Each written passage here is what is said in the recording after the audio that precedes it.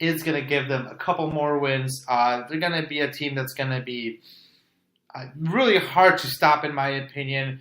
Curry and Durant going to play their third year together. I think that's going to be helpful for them, and I think they're going to actually win more games.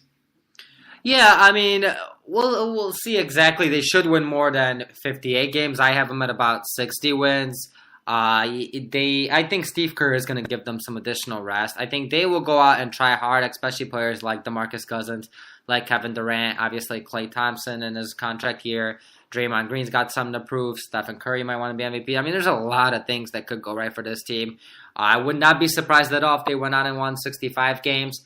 I would be surprised if they only won like 55, 58 games, but I have them right now at 60 just to be on the safe side.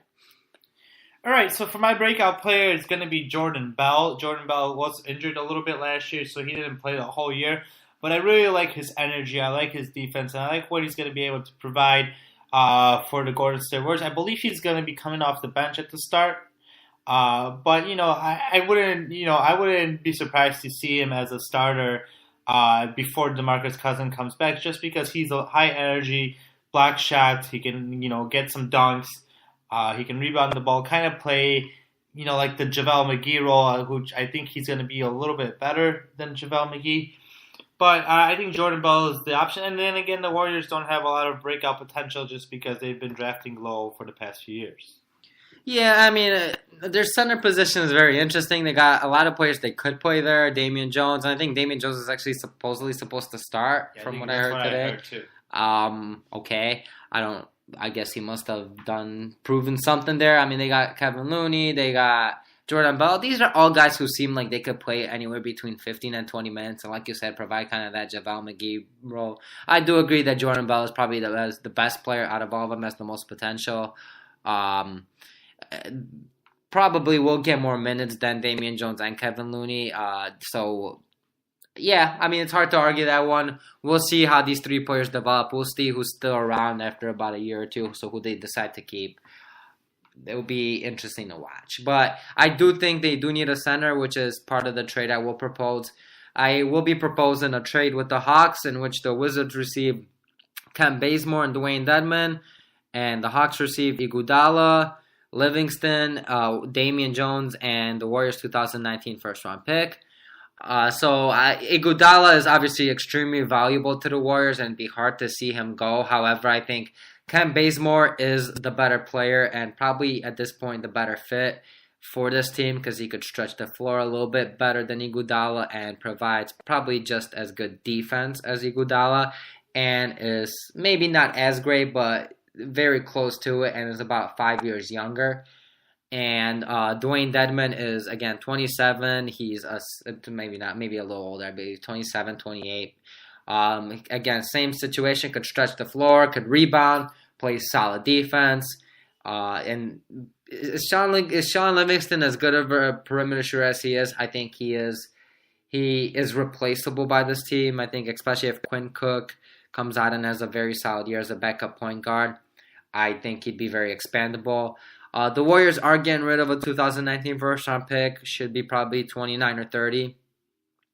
And maybe, though, I mean, I do think the Hawks, if they package Bazemore and Dwayne Dedmon, could receive a little more than just a late first-round pick. I think they could maybe receive a first-round pick somewhere between 18 and 22. However, in this deal, they are receiving Iguodala, and they'd easily be able to get something back for Andre Iguodala next offseason in a trade. I mean, like I just mentioned, he is very valuable, and he is still a good defender, a very good defender.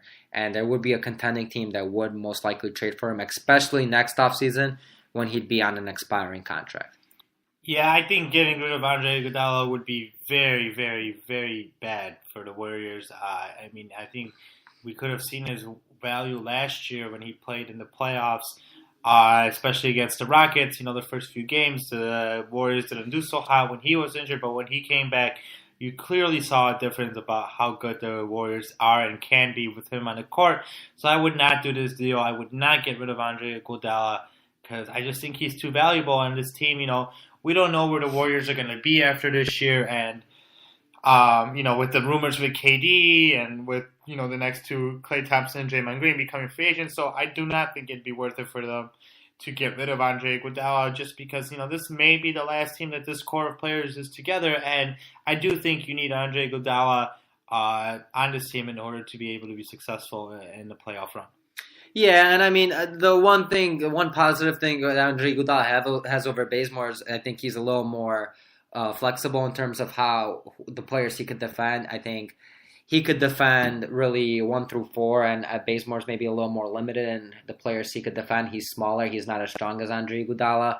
But I think just the fact that he's younger and probably fits into this team more in the long term if needed.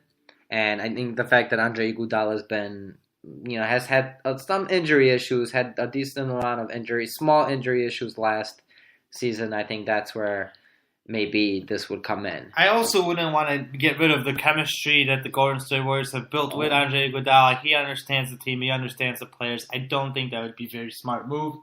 And I don't think the Warriors are even looking to trade Andre Iguodala. No, of course not. This is something I had to do to propose a trade here. So that's the one I proposed.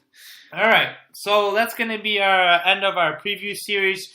We're going to move on to doing some more interesting episodes with some other trades that we are going to be proposing during the offseason. We are really looking forward to this NBA offseason.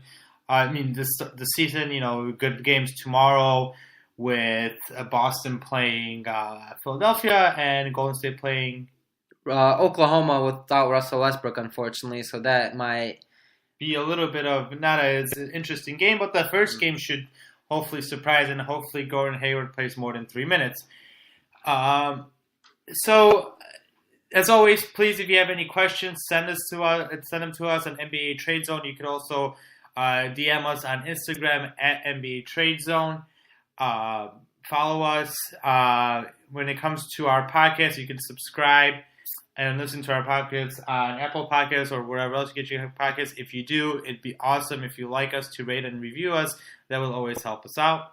Yeah, thank you guys for listening. Let us know, give us feedback. Let us know what you thought of these trades.